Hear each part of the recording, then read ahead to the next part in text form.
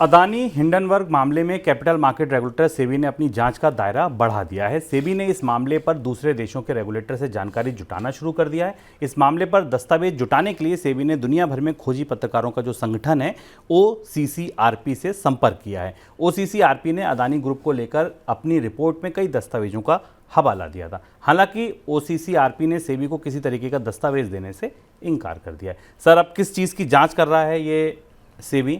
अडानी समूह के मामले पर सेबी की रिपोर्ट सुप्रीम कोर्ट पहुंची है। सुप्रीम कोर्ट में अभी उसे खोलकर सुनवाई नहीं शुरू हुई है, लेकिन इसके आसपास 3 बड़ी जांचें अडानी समूह के खिलाफ नए सिरे से शुरू हो गई जो खासी चौंकाने वाली हैं। और इस बीच कांग्रेस की तरफ से अडानी समूह के को लेकर राजनीतिक रूप से हमले भी किए गए और आरोप भी लगाए गए।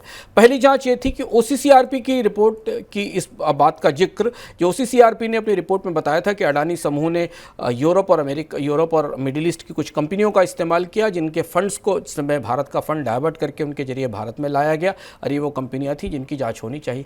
स्वाभाविक सी बात यह है कि सेबी की रिपोर्ट में शायद इसका जिक्र नहीं होगा। जैसा जब ये रिपोर्ट आई थी OCCRP की, तो आपको याद होगा हमने चर्चा में कहा था कि अभी सेबी को बताना होगा कि उसके पास इन दस्तावेजों की जानकारी है कि नहीं।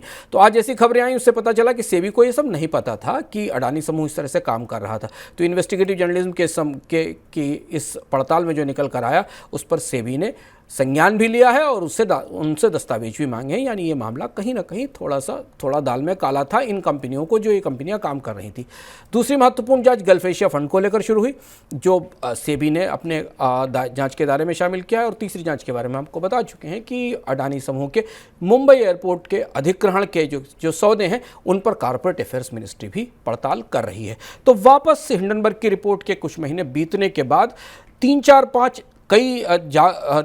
अलग अलग उलझे हुए मामलों की जांच के दायरे में फिर अडानी समूह आया, और इस बीच सुप्रीम कोर्ट में अडानी समूह पर सेबी की रिपोर्ट लंबित है, जिस पर अदालत का नज़रिया और रुख जाहिर होना है।